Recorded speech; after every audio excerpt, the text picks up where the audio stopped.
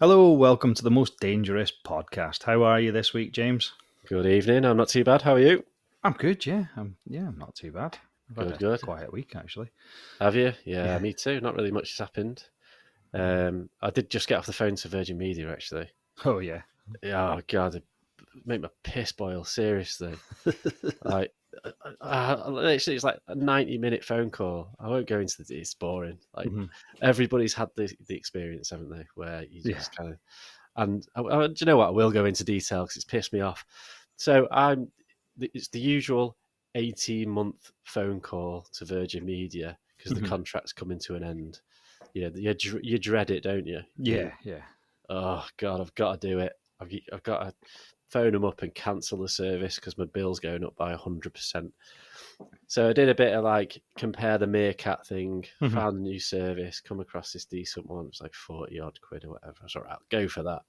Put my details in, phoned up Virgin Media, and they got through to like the first kind of barrier, where they go, oh, really? Are you sure you want to leave? Yeah. Let's see if we can do you a better deal. So I did all that. No, in front of so like my bill's about £40. I think it's decent. It's a Mhm. decent broadband service and all that. And I was like, oh, it's too expensive. It's going up to 80. I'm not paying double for what I'm getting at the moment. So the Yeah. lady was like, that's fine. Let's see what deal we can do for you. Oh, the best I can do is 58 or something. I was like, no, I just said it's going up too much. So forget it. Like, oh, no, don't leave. And then they put you through to this other site, the other retention bit, don't they? Yeah. So I did all that. So that was the best offer they could give me, 58 quid for the service that I've already got, which I'm already paying about 44. Mhm. I got through to the other guy in the actual real cancellations bit. Yeah. I was like, oh, this other company has offered me this service for this amount and it's this speed and all that. And he just goes, yeah, no worries. In fact, I can do it cheaper for you. Like, oh, for God's sake, it's just taking me an hour and a half to get through to this point. Yeah. I was just like, yeah, all right then. Just do that. Just do that. Our mutual friend, Rich, he does the annual phone call to Sky. Similar thing. I'm out of contract now. Basically, I want something cheaper or something for free. Mm-hmm. And like you do, you phone, you go, yeah, I'd like to cancel my service. And they go, oh, shit, wait, right, what can we do for you? So I remember one year he said to me, oh, I'm just going to phone and tell them I want to cancel and they'll like start throwing stuff at me. And he got this woman and he phoned and said, yeah, I'm just phoning to cancel my Sky service because, the bill's gone too high. She goes, okay, yeah, that's fine. So we'll start cancelling it down for you. I think that's the best way to do it. I've done it a few times. Like Yeah. you leave it to the very last because I don't have the TV anymore or anything like that because it's way too expensive. Yeah. So the best way what I did at one point is exactly that and just go no, cancelling, and you're guaranteed a day before the service is due to go. It is a bit risky Yeah. because they might not, but usually 2 or 3 days, maybe a day before it's about to go off, they phone you up and go, just have everything for half the price. Yeah. I suppose it's there just retain you at all costs. What they hope is that in 6 months they can start putting the price up and you don't notice, Yeah. They retain Anyway, we're turning into Martin Lewis here. That's Yeah. So, James, before we go on to anything else, I'll be honest and tell the listeners if I just had to get up and remove my dog from the room. It's a But euphemism. yeah, but I just tripped over a 5 kilogram medicine ball that I bought about 9 years ago, and the only time I've lifted it was to carry it home from the shop. Why is it still there? Why is it not in your loft or in your shed? I've moved twice since I bought this. But in my last house, I had a bit of a slope in the driveway and I was tidying out the garage. And the medicine ball rolled out of the garage, down the driveway and out onto the road. And there was a wee boy that was about 8 out in the road playing. He was friends with my daughter, Madison, a couple other kids were out playing. And I said to him, I can't actually remember his name. Let's call him Danny. I said, yeah, Danny, can you pass me that ball? And he goes, yeah, watch me boost it. And he ran and kicked it as hard as he could. Oh, But the ouch. ball didn't move. His ankle just gave in. And he was in plaster cast for 8 weeks. Bloody hell, really? Broke his ankle? Broke his ankle, yeah. Yeah, oh my God. You did that to me once, though. Do you remember that? We were in your garden Oh, and the big ball. you had Teddy's. it was yeah, that's right. Your dog Teddy, he had a ball that he chewed on. It was like tennis ball size, wasn't it? Mhm. And like, I'll be honest, I'm not the greatest football player in the world. It's bigger than a Um, tennis ball. It was like twice a tennis ball. no, it wasn't that big. I managed. It was smaller than a football. Yeah, we were Perhaps. smaller, I suppose. Yeah, you could hold it in one hand. Yeah. Anyway, like I say, if I was any good at football, I wouldn't be sitting here. So, but anyway, I think you just picked it up from the other side of the garden and went, volley that, and I hit it. It was the sweetest volley I've ever hit in my life, right on the remember. laces, and it was the heaviest ball I've ever kicked in my life. It was like solid rubber. my leg just went the other way. Yeah. This was funny. This was like Billy Connolly talks about a prank where you fill a football with cement and leave it outside a pub at 11 o'clock at night. There's always a load of piss guys go, yeah, I watch this. Another thing that I meant to ask is, I wonder if you know the answer to this. I was making packed lunches this morning. I was cutting up seedless grapes. Mm-hmm. And I thought to myself, what do they plant to grow seedless grapes? Yeah, that's a good point. The fuck do you get seedless grape seeds? Yeah, that's one for the listeners, I think. Yeah. Maybe they just like plant a clipping off the vine. Maybe. Yeah, true. Actually, yeah, guess. because plants can breed like that, can't they? Yeah, that's a guess. I don't know. So anyway, yeah. For all those listeners that have turned off, don't worry, we'll be back again next week. So, James, before we go on to my subject this week, I believe you've got some news for us. I do. News. I don't even know what your subject is this week because you told me not to tell me. That you said you were going to tell me. So that's going to be interesting to find out. But yeah, in the meantime, I do have some dangerous news.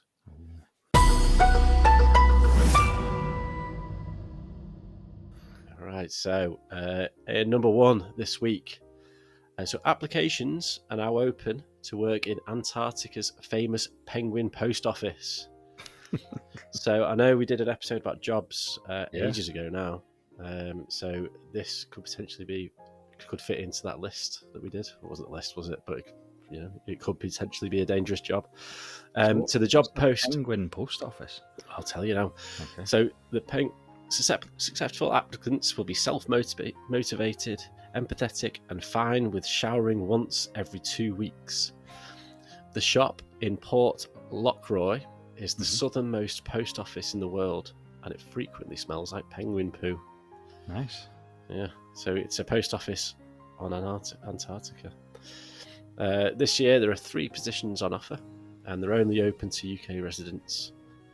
So this post office, as well as processing up to 80,000 letters and postcards a year, staff must also run the shop and welcome roughly 18,000 cruise passengers who stop by. So it's on and out, but it's like a post in Antarctica, and you get those cruises, don't you, that do sort of round that bit, and I guess it's a post office for those people. This is basically just somewhere for people to send a postcard home from. Yeah, so I've been there. Look, there's the stamp. It's been stamped. So, successful applicants will need to have a range of skills. Employees have to sort posts, sell stamps, look after the building, and run the gift shop. They will have to put up with basic living conditions and be happy with their own company. I'd love that job. Would you? I don't know though. Hang on, let me just finish this section and then we'll talk about it. Okay, because it's the dangerous bit. There's not really anything dangerous about it, but apart from, well, so the application form, it does warn people about hygiene. Right. Okay, so it says, we have no running water on the island, so washing facilities are very basic. Water is collected from jerry cans from visiting ships. There are no shower facilities at Port Lockroy, so staff are expected to be comfortable living within these limitations, yet still keeping high hygiene levels. Visiting ships will offer showers approximately once per week, but when the weather conditions are poor, you could go up to 2 weeks without any visitors or a shower. Bloody hell. Staff also need to count roughly 1,500 Gentoo penguins that live on the colony. So I guess it's kind of like a conservation stroke post office job. Checking penguins are okay. Yeah. So applications for this close on the 18th of March. So that's tomorrow. I mean, we're recording on Friday, but this goes on the Sunday. So if you are interested, you've got a day. And the season starts in November and it will end in March 2025. Wow. So if anyone's interested in isolating themselves in Antarctica for 6 months, go for it. It's there. The opportunity is available. What's the pay like? Oh, I don't know. I'd imagine it's pretty good. Yeah, they've got to pay you quite well for that. Yeah. But I mean, there's literally films about this where people go and isolate themselves for 6 months and come back fucking insane. Oh, so, yeah. I mean, it's not. Yeah, all right. It's not on face value. It's not dangerous, but there's so many things going on in my mind about how wrong this could go. Yeah. Like, imagine if it's just there's a storm, for 3 weeks and no ships can get through. You can't get any water. You lose contact with anybody from the outside world, and there's just 3 of you in this hut, all staring at each other. Like similar to that Simpsons episode where in the cabin. Yeah. All just sat there like in like potato sacks, looking at each other. They all think the other one wants to kill them. Yeah, like, I'm going to go and count the penguins again. I was just going to say, imagine someone goes back to see how they get on. There's just one guy sitting naked, Swiss Army knife in his hand, 2 dead. 2 dead other workers and 1,500 dead penguins. Yeah. And he's eating like a tongue sandwich or something. Yeah. Interesting thing, not to make this podcast too long, but you said it's UK residents, and obviously this is a British bit of Antarctica, because I've read that like most countries in the world all own their own little bit of Antarctica. Oh, do they? Or they lease it or so. I don't think anyone can own it, but there's like a bit of Antarctica that's Britain's, there's a bit that's America's, a bit that's Argentina's, and all these different countries have their own little section of Antarctica for their research and stuff like that. And a few of them do actually squabble over, that's my bit of Antarctica. Actually not, it's our bit of Antarctica. Ridiculous, isn't it? Yeah, I don't know. I was under the impression, because it says this year it's open for UK residents, so I was under the impression perhaps they do it kind of a different year, different country gets it. I don't know. See, I don't think Antarctica actually is. I mean, obviously it's a country, it's land, but I don't think it has its own identity and it's not like a state, is it? Or anything. Yeah. No, it's just land, because it's unusable mainly. Until all the ice melts. Yeah, we'll all live in there. Loads of oil underneath it, and all the Russians and that are going, we own all of it. That's it. That was interesting. It's like the moon as well. Like, it always makes me laugh. This, like how you can just claim stuff, like how countries can just go, see that moon up there? That's ours. That. Yeah, but I saw someone that for a present, someone had bought them a square meter of land on the moon. Yeah, you can buy. Who did you buy that off? Yeah, just some gift company, because you could sell it, couldn't you? I could start to say, I've just sold you a square meter of land on the moon. Thanks. If you want, it's not yours to sell, though, mate. But go and fucking check. It's there. And stars, you can buy a star as well, can't you? Name a star off. So I've named a star after you. I'd rather have $49.95, to be honest. Fucking star named after me. That's the Collins star, that one. Yeah, I can't even see it. I know, ridiculous. It's up there somewhere. The light pollution just blocks it all out. So anyway, for our second story. Okay. A 52-year-old American man consulted a doctor this week after his unusual migraines became more frequent and severe, and they were not responding to medication. Scans revealed a number of tapeworm eggs in his brain. Oh. This man was diagnosed with, now this is a really, you know how I get with these difficult medical terms, neurocysterosis caused by tinnitus. I think that's how you say it. I'll go with that. It's a form of infection from larva cysts from the pork tapeworm. And this can get into tissue like muscles and brain. Yeah. So I'll explain how the man got it. Go on. So researchers said the man had not travelled to any high-risk areas, but on further questioning, the patient denied eating raw or street food, but admitted to a habit of eating lightly cooked, non-crispy bacon for most of his life. Right. Yeah, so researchers said that they believe this infection was transmitted via auto-infection after improper hand washing after he contracted tinnitus from handling sort of bacon and pork and things like that. Not cooking his bacon properly. And not cooking his bacon properly, yeah.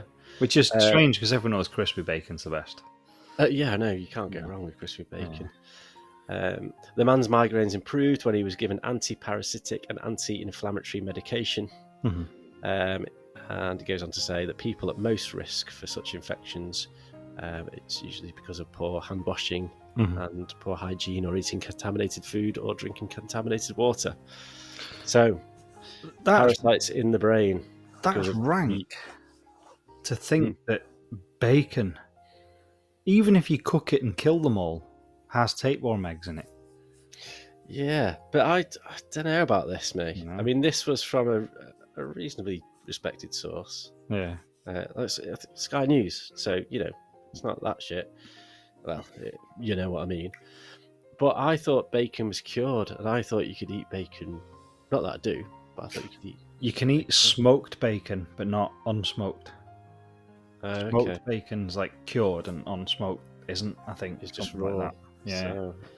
But yeah, I mean, you see on like Facebook and stuff, little videos of people saying, "Oh, this is what super noodles look like under a microscope." And there's all these little I saw that. In them and... I don't believe that. I saw the one like under people's nails, and I've heard that before, where there's little kind of worms and stuff that live under the muck in your nails. I've heard about that, but I did see the one about the noodles. I'm not buying that, mate.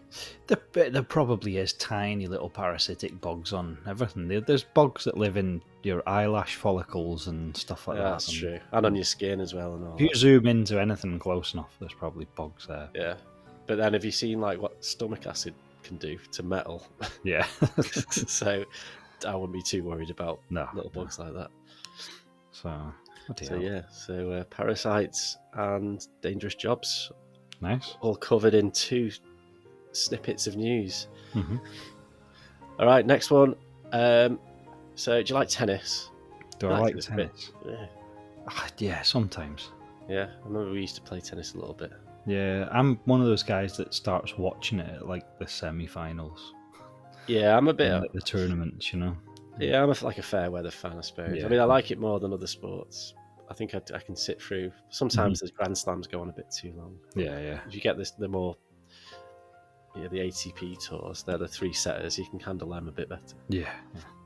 So this relates to tennis. So at the moment, there's a tournament going on, the Indian Wells Open tournament. Okay.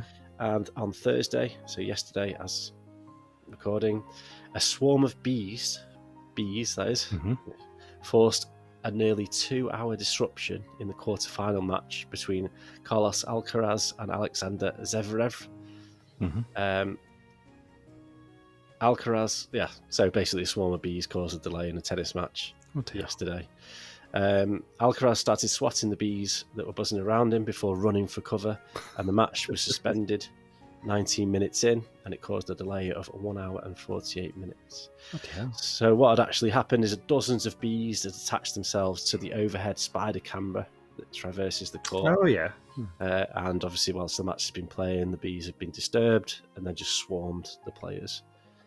Now, the best bit about this story is that a man without any protective covering went over to the camera and used a vacuum cleaner to clear them off. So, he's pretty hard, isn't he? Yeah. We're supposed to be protecting the bees, aren't we? Yeah, well, if you're vacuuming, it doesn't kill him. You just release him into the wild after that. Yeah, I suppose so. Put it on blow. Have you ever seen a vacuum cleaner with blow? Not in real life, no. No, I haven't. You see it on the cartoons and... That's it, yeah. It's always on cartoons. It must be like an old-fashioned thing or something. I don't know. I don't know what the purpose would be for it. It's like those leaf blowers. They're really not there for it either. Just know, moving them around. that's to blow the leaves into the neighbour's garden. Yeah. And his problem, he has to get his rake out. Yeah. So, Fraser, that's this week's news. Yeah, that was, yeah, bloody hell. Those tapeworm eggs are just making me think now. Yeah, you're worrying about those. Like, what have I eaten? I know. Do I wash my hands enough? So, James, thanks for your news stories. Yeah, that tapeworm, well, that'll keep me up at night now. But I do think I might apply for that job in the post office, get 6 months apeace. Yeah, maybe And, we should both apply, I think so, and yeah. then we can just do like 6 months worth of pod. Yeah. Fuck the penguins. They're all right. How And many then are there? There's 1,500 roughly. and then the third member can just run the post office for us, and then we'll just do the pod like constantly. That's it. Sounds good. But what would we pod about? Penguins. So this week's episode's about penguins. So no, I haven't told you about what I'm doing this week, and I don't know why. To be honest, I don't know. I didn't want this. It's a really interesting thing, but there's not that much about it. And I thought if you go and read about it, then you'll just know everything I'm going to say. You can't do this. I've been waiting, like anticipating this for like a week, and you can't now come on and go, I don't know why I didn't say anything. It's dead short. It's not short. It's interesting.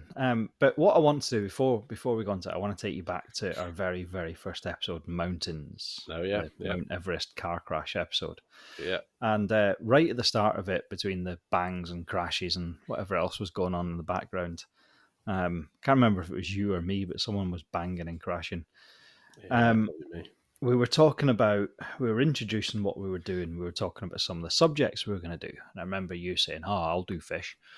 And, we were talking about, there was, cheese, mountains, and some of the things, ideas we had. And I said that I was going to do one about a dance that can actually kill you. Oh, yeah. Yeah. Now, I was lying. I thought, that'd be really interesting, a dance that's so dangerous you could die. So I told you I was going to do a pod on a dance that could kill you. And you said, what, a dance that can actually kill you? And I said, yeah, there's a dance that can actually kill you. And I was just making it up, I'll be honest. And At the time, yeah.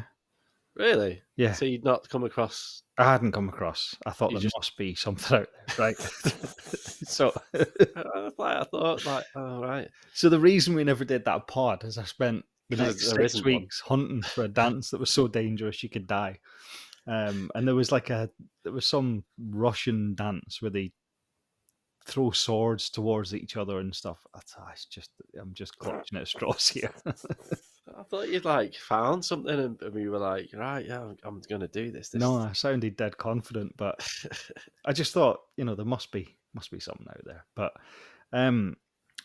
in my panics, I came across essentially a dance that can kill you, but it's a bit different. It's not like I was looking for a dance that was so dangerous when you do a certain move, your head falls off or something. It's not actually a dance. It's a gun. Yeah, it's like a dance, but it's a gun. So, but what I came across in my research is a thing called Dance Mania. And that's not one of the CDs we bought in the late 90s. I've got that. I've got 3 of them. Do you remember Tartan Techno? Yeah. Have you still got that? No, I threw all my CDs away. I've still got mine. Yeah. I kept a couple of collector edition CDs and just chucked the whole lot in the bin. I threw 1,000 DVDs away. Big mistake. Mental, I know. Anything that said kind of limited edition had a cardboard sleeve I kept, kind of special ones. But yeah, so Dance Mania. So Dancing Mania, which also was known as the Dancing Plague, was a social phenomenon that occurred primarily in mainland Europe between the 14th and 17th centuries. Right. And basically involved groups of people dancing erratically, sometimes thousands at a time. And the mania affected adults and children who danced until they collapsed from exhaustion and injuries and sometimes died. No, I'm a little bit confused here. So Why didn't they just stop though? If Well, we'll get I on don't to get that. it. I don't get it. So basically, one of the first major outbreaks was in a place called Aachen in the Holy Roman Empire, which today is basically Germany. And this was in 1374, and it quickly spread throughout Europe. There was one particularly notable outbreak that occurred in Strasbourg in 1518, which we'll come back to. An outbreak of what? Dancing? Dance mania, yeah. People dancing themselves to death. Yeah, I don't understand. Right, we'll get there. So basically, it affected thousands of people across centuries, and it wasn't an isolated event. It was well documented, but it was poorly understood. And remedies for dance mania was basically based on guesswork. So the old, drill a hole in his head and see if he gets any better. And one of the things they tried to do is they tried to get some musicians to accompany the dancers. Due to a belief that the music would treat the mania, but that just encouraged more people to join in. So these are people who are just uncontrollably dancing. Yes, uncontrollably. Until they drop dead. That's it, yeah. Like river dance, like... Yeah. Can't stop. So some of the sort of early theories, they just thought it was, either a religious cult behind it, getting people to dance as they do. And you ever see those mad religions in America? The Americans are great, the evangelists and all that. And there's like guys that they're like senators, but they're running about like a lunatic dancing on a Sunday and all the speaking in tongues and all that. Yeah. Not cases. No, I mean, to be fair, right? If that floats your boat, then there's no harm in it. But I still think they're not cases. Yeah. I mean, I think there might be a little bit of harm in it. Yeah, maybe. That's just me. And so they thought it was possibly a religious cult thing that was causing it. And I'm a little bit lost for words here because I mean, I don't see how that was even a thought. Like, what, you were in this cult, and like, why would you join that cult? if it makes you do that, like that, I'll give that a miss. Do you know what it makes me think of? Father Ted. Do you know the dancing priest? yeah, that's that. I had a thing in my head. He dies, doesn't he? I can't remember. There was something in my head. I was like, yeah, there's a sitcom where someone just can't stop dancing. Yeah, that was it. Yeah. Ted needs a car, and he's got one, and he has to go and borrow it off him. And he's just dancing in his living room, constantly dancing. It's crazy.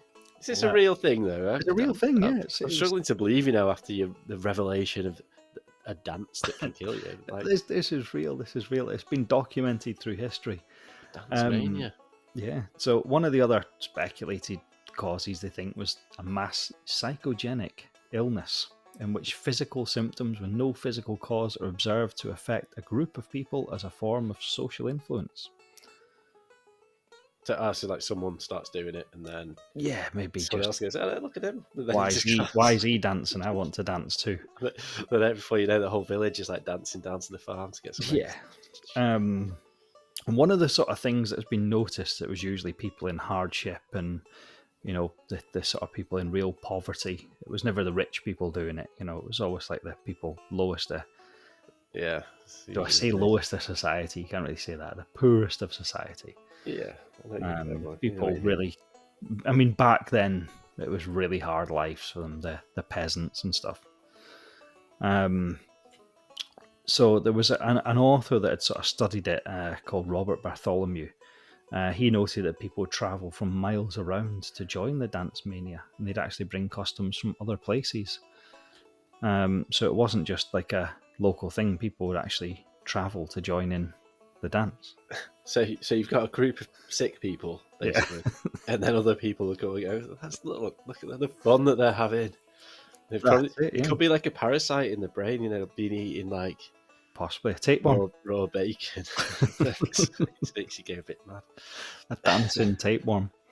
Bartholomew also noted that some of them paraded about naked, made obscene gestures, some had sexual intercourse, Others acted like animals and jumped, hopped, and leaped about. And basically, weird. they never stopped. Some danced till they broke ribs and subsequently died. Some laughed, some cried, some sang. The colour red drove them crazy, and onlookers were attacked and forced to join in the dance. Right. This is weird. I don't want to spoil anything. Yep. But do you get to the bottom? Does anyone get to the bottom of this? There's some theories. There's some Okay. theories. Right. But not really, no. Oh, this is crazy, isn't it? So the most documented event was one in Strasbourg that I mentioned earlier in 1518. So basically, the outbreak in Strasbourg began in July 1518 when a woman called Frau Trophea began to dance fervently and uncontrollably in a street in Strasbourg. Sure, it was like an epileptic fit or something. Well, it goes on. Trophea kept up the constant dancing for a week. Wow. Soon, 36 others joined in, and by August, the dancing plague had claimed 400 victims. Dancers were beginning to collapse. It said some died from a stroke or a heart attack. No one knew what caused the reaction, which meant no one understood how to remedy it. By early September, the outbreak began to subside when the dancers were sent to a mountain shrine to pray for absolution. Dancing up the mountain. Yeah. That's very weird. It is. So historical sources agree that there was an outbreak of dancing after a single woman started dancing, and the dancing did not seem to die down. It lasted for such a long time that it even attracted the attention of the authorities until the council gave up authority to the physicians, who prescribed the afflicted to dance themselves free of it. Oh, you like dancing, do you? Yeah. Dance it away. Dance yourself better. So there's claims that guild halls were refurbished to accommodate the dancing, as well as musicians and strong people to help keep those dealing with the dancing mania to stay upright. That's crazy. Imagine if I just start. It's weird, like, because you just said she just started dancing, so she's just stood there and just goes. But there's a theory that I love because it ties into another podcast, but we'll come to that. Okay. But yeah, basically, setting them up with halls to dance in backfired. The council was forced to ban public dancing as people danced in fear that it was a punishment from Saint Vitus, and to be free of sin, many joined in on the dancing epidemic. Oh, I see. Okay. So you ban public dancing. Yeah. But then there's people who can't stop dancing. Mm-hmm. So they get like executed or something. Yeah, basically. You can't do that. Those that were danced were ordered to go to the shrine of Saint Vitus, and that's the one up the mountain. Yeah, and they had to wear red shoes that were sprinkled with holy water and had painted crosses on the tops and the soles. But red sends them bonkers. I know, that's probably why it wasn't working.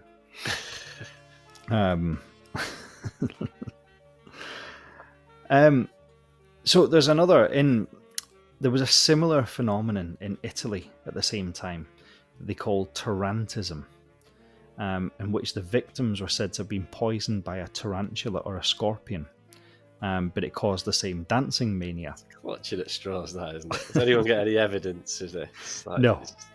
Just go, it's a spider. Yeah, one spider, but 1,500 people. But basically the same things documented in Italy. These big massive groups of people just dancing themselves to death. But in Italy they decided it was tarantula or scorpion bites, and they called it tarantism, as opposed to... You don't get those in Italy though, do you? I don't know. Oh, you might get scorpions actually. Yeah, small maybe. Ones. You get them in France. Yeah, you know. Yeah. Yeah, so again in Italy the earliest known outbreak was the 13th century, similar sort of time, and the only antidote known was to dance to particular music to separate the venom from the blood.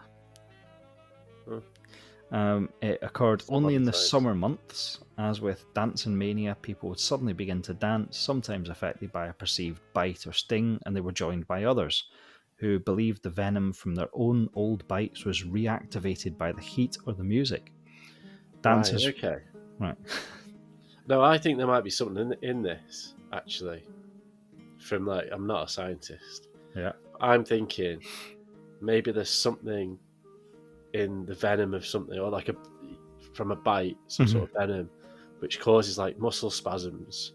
So then people aren't actually dancing, but they're just kind of like Just fitting. shaking and fitting about, and it looks like Yeah. they're dancing. I mean, I suppose in the context of it all as well, I mean, that's like dancing back then, I suppose, isn't what dancing is today, is it? No. So I don't really know what dancing would have looked like in that time. Yeah. Like, is it ballroom dance? No, that's later, I suppose. I don't know. So it's kind of hard to put it in my mind. But yeah, venom might be a thing. That's just people just having muscle spasms and shaking a bit. Possibly. I still think there's a better explanation. Oh, right, okay. And I think you'll side with me on this. So that's tarantism. So basically, there was the kind of Roman area that was sort of France and Germany and stuff. They called it dancing mania. It actually has a kind of Latin name for it, but I didn't write it down because I couldn't pronounce it. But it translates into dance mania. So, numerous sources discuss how dancing mania and tarantism may have simply been the result of stress and tension caused by natural disasters around the time, such as plagues and floods, and potentially just living in poverty. Yeah, but that happens. Yeah. Say it happens today, but I suppose it's all relative, though, isn't it? Like, people in poverty today, people back then, if they viewed people in poverty today, would be like, "Yeah, sound, you're doing all right, aren't you?" But the people in poverty today are still in poverty today, so poverty still exists, and natural disasters still happen. But this doesn't seem to have happened since, or it's Red Nose Day today, right? But it won't be when you guys are listening to this. It's Red Nose Day today that we're recording this. And I reckon that when you see those videos of Lenny Henry in Africa, them kids aren't dancing. Yeah. Maybe that's exactly the point, isn't it? Yeah. They're like absolutely destitute, desperate for everything: food, water, shelter, everything you could think of. Yeah, but like you say, they're not dancing around, are they? No. Another one of the theories is that the outbreaks were all staged and the appearance of strange behaviour was due to its unfamiliarity. Religious cults may have been acting out well-organised dances in accordance with ancient Greek and Roman rituals. Despite being banned at the time, these rituals could be performed under the guise of uncontrollable dancing mania. Okay, no, I'm not buying that either. So it's basically a way of trying to summon the devil, or whatever, and people just kind of go using like dancing, using it as an excuse. Yeah. No, don't think so. But there's a theory here that I quite like, and I'm going to go to it.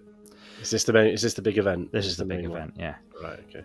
So there's obviously a few theories on dancing mania, but one of the most prominent theories is that victims suffered from ergot poisoning, which was known as St. Anthony's fire in the Middle Ages. So ergots are like a type of fungus. Okay. So during floods and damp periods, ergots were able to grow and affect rye and other crops. And some historians link ergot poisoning to phenomena like the dancing plagues during the late medieval and Renaissance periods, and even the Salem witch hysteria. Ergotism can cause hallucinations. Right. Now, do you remember the Halloween episode? When you were talking about the guy knocking down the walls and the fireplaces, and mold spores can actually get into you and affect your brain and affect your thinking.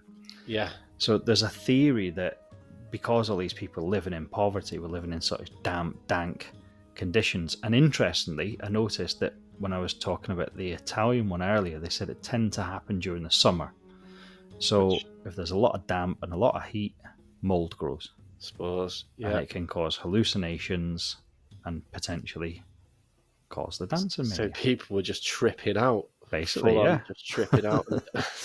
just on It's like mold. the 90s. People just having a rave, like Yeah. or So maybe fighting off a demon. I don't know.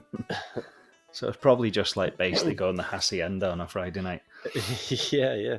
But yeah, that's feasible. I like that. I like that theory that it is basically, like we said, it's people living in poverty. Now, you think back to like 13th, 14th, 15th century, that's when people used to shit in a bucket and throw out the window and sleep with the donkeys and stuff, and yeah, on a bale of hay and shit. Yeah. and you see like, obviously it's fictional, but you see films set back then and they are literally just walking through damp roads, squidgy shit underneath their feet, and hygiene was terrible. And I mean, I live in quite a modern house and I get mold on the windows sometimes. Yeah, If likewise. you don't clean them. So you think those mold spores, and ergots, this particular type of mold, is known to cause hallucinations. Okay, so this is like Roman. Is it Roman times or is it later? Towards the end of the Roman times, yeah. Okay. Yeah, no, that's a good thing. I was just thinking because Romans were kind of big on their sort of old public health and things like that, and public hygiene things. But like you said, I get it. This is this is France and Germany. This isn't like the bit of, like the Italian bit of the Romans where it was all the beautiful infrastructure. This is more where they'd sort of infiltrated. Yeah, no, okay. Fair. So, does it happen today then? Has there been cases that you found? No. The only cases that are found are sort of between that sort of 13th and 17th century. So you're talking 1700s. It seems to vanish from the records, really. Wow. But what's interesting is I looked into it, and there's loads of. It's like what you were talking about the Spring Heel Jack. There's people that 100 miles apart have never met each other describing him the same. Yeah. Now, this same dance mania has happened in different parts around Europe. Back in a time where there's no way that they could have said, there's a load of nutcases in Germany dancing till they're dead. Let's have a go at that. Even more so here, like Spring Heel Jack, like we mentioned last week, it was published in newspaper like the Times and things like that. So people did have access to those stories and things. If they could read or whatever, or had access to media at the time. Whereas here, they don't, do they really? No. It's like there was not newspapers. There might have been like a town crier or something. Or the equivalent in those regions, I guess. But there's not access to sort of the internet or newspapers or anything like that. So it's kind of it's less like, it's more like it happened in Spring Heel Jack that it gets out there. Whereas it's not. It's very strange, very very strange. So that's Dance Mania. That's what I found out about it. And so there is a dance that can kill you after all. Yes, yeah. After all your lies, there is. I feel like I can start sleeping better at night now because I've sort of lived with that. I've lived with that for what have we been doing this 6 months now. Oh yeah. Thinking I don't like to be seen as someone that doesn't fulfill a promise. And I told the listeners on day one that I had a dance that can kill you. And I thought I've got to find something here. And it turns out I'm intrigued with this. I want to know more. I want to know more about this fungus and what it does, and if I can get some off the internet. Yeah. There's more on it. I'll bob round to yours one day, just dancing. Like, all right, that's some of that fungus. Yeah, I've just been sniffing some ergots. Get on the ergots. But I found there was actually someone had basically summed it up quite well in a 7-minute YouTube video I watched last night when I was folding the washing, and I'll share that on our Facebook page as well because it was a really good, nice little video with some dark illustrations and stuff. But I won't share it until people have listened to our podcast first because I don't want them to say I'll just listen to this 7 minutes and I need to listen to their hour. You need to get full in before you get this. Yeah. And our version's much funnier, more interesting. But I just think it's really interesting I want to. I mean, we say this about a lot of episodes, like Spring Heel Jack. I want to research more into this. I want to, like you said, find out more about it. Yeah, I'd see like what to the see a song map is. of Europe and see little red dots for where it was reportedly happened. See how far widespread it was. Maybe try and It's like a bit like a conga. yeah. One region to another. Yeah, it was just the same dance, one big line from Strasbourg to Rome. It's just the thought. I mean, it talks about a dance going on for months.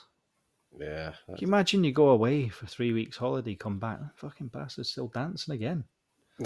Imagine if it was happened to you and like your wife or your partner would just be like, for God's sake, Yeah, we're going on holiday. Just pack it in. I know. But like, I mean, the first woman says she danced for a week. Yeah, a week. But I'd like to know: do they stop? I mean, if you need a poo, do you They probably just stop? do it. Do they If just it's do it? Is it? well, I don't know if it's like an hallucination. Yeah, There must be like sort of maybe there's like a moment of clarity at some yeah. point. You go, oh yeah, actually, what am I doing here? Maybe like when you let your dog off its lead and it's herring round the woods non-stop, non-stop, and suddenly it stops, shits, and then runs again. Yeah, You like know? what am I doing here? Like, Yeah. oh, it's this. But no, I thought it was interesting. I hope you've Yeah, very. enjoyed it. I am going to have a look into that fungus. Actually, I want to know if it's because I think that's the most feasible explanation for it. Yeah, Like yeah. it's some neurological kind of Mhm. episode that just makes these people kind of dance. But it's kind of like so if that's in kind of like the wheat or the bread that they're eating, Mhm. then I would assume that they'd have to consume more of it. Like one dose wouldn't make you dance for a week. I wouldn't have thought it would have gone through your Yeah, I system. suppose so. Yeah. So I think if it's in the bread, then they're just constantly eating it, Mhm. they might kind of like dance for 12 hours. Go, oh bloody hell, I'm knackered. I need some bread and a Mhm. shit, and then the bread just triggers it again for sort of 12 Yeah. hours. So And you can kind of understand if someone's mildly hallucinating and they're walking down the street and they see a load of people dancing, they're probably more inclined to just walk over and start dancing themselves. it's like coming Just home from a nightclub. yeah. Hey, hey. Just join in. Fuck it. Oh look, they're dancing. That looks smashing. I'm gonna go and dance too. Yeah, the hallucination thing, I think, to me is the most likely because they say that the stress of being poor and stuff like that. I mean, not on the same level. I've been poor recently and not really felt like dancing. The last thing I felt like doing.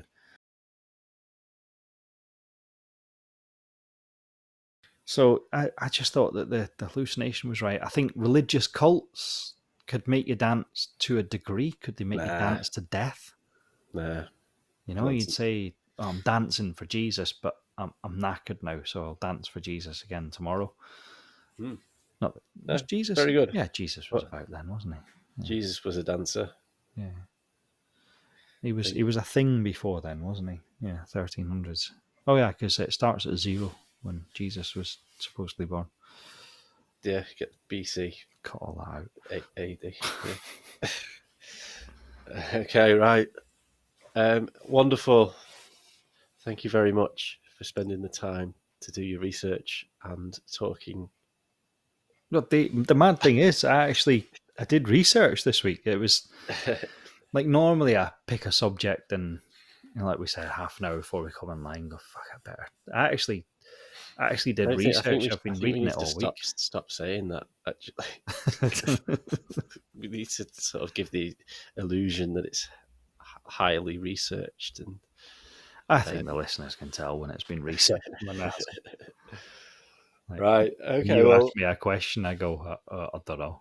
I don't know, mate. Don't even know what I'm talking about. Mm. Right. Well, my kebab's on its way, so I'm going to get going. I think. Excellent. But thank you very much for your time. Well, it's been a pleasure as always. So yes, that's been the most dangerous podcast. I'll see you next week, James. Take care, everyone. See you next week, Okay. Fraser. Thanks very much. See Cheers, you. mate. Bye bye.